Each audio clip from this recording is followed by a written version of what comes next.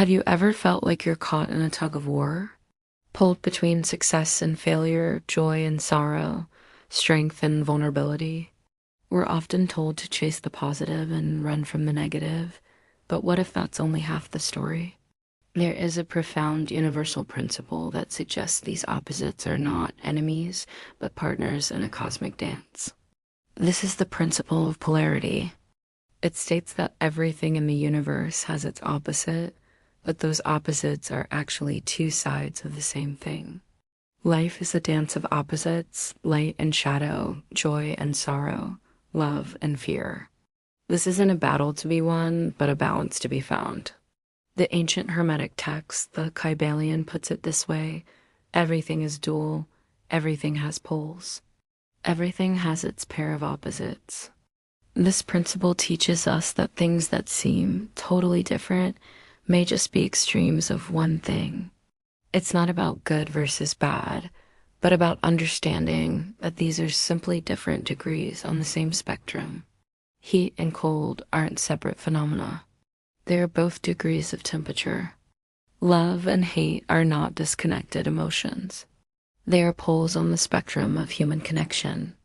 This perspective is revolutionary. It means that to understand the light, we must also know the dark.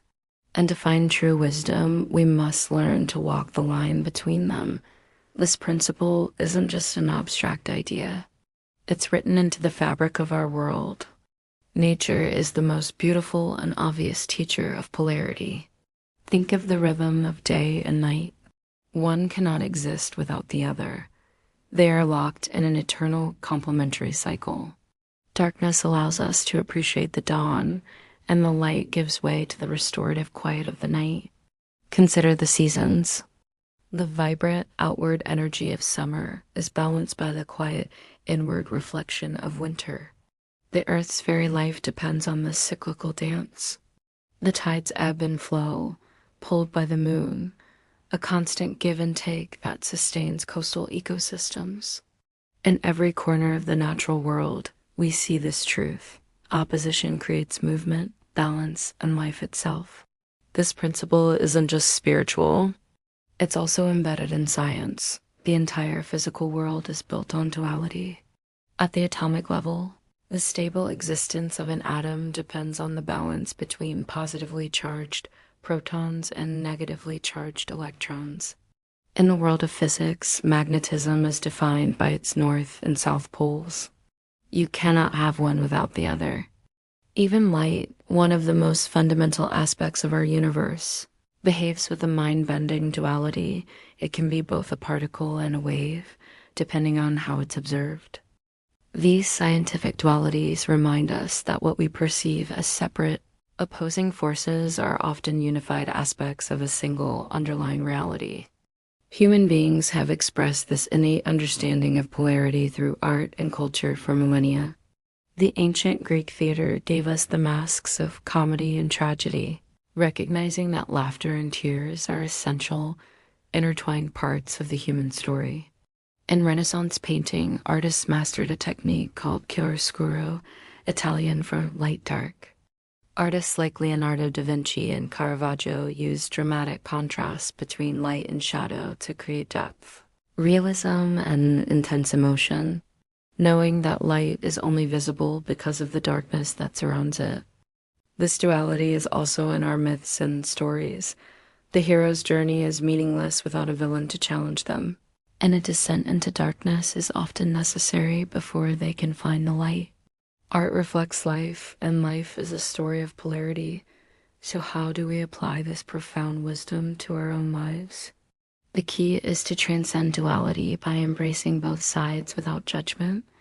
When you feel sorrow, don't just push it away. Its desire is to be alchemized. Recognize it as the other side of joy, a sign of your capacity to feel deeply. When you experience failure, don't see it as the end. See it as the necessary counterpart to success, offering the lessons you need to grow.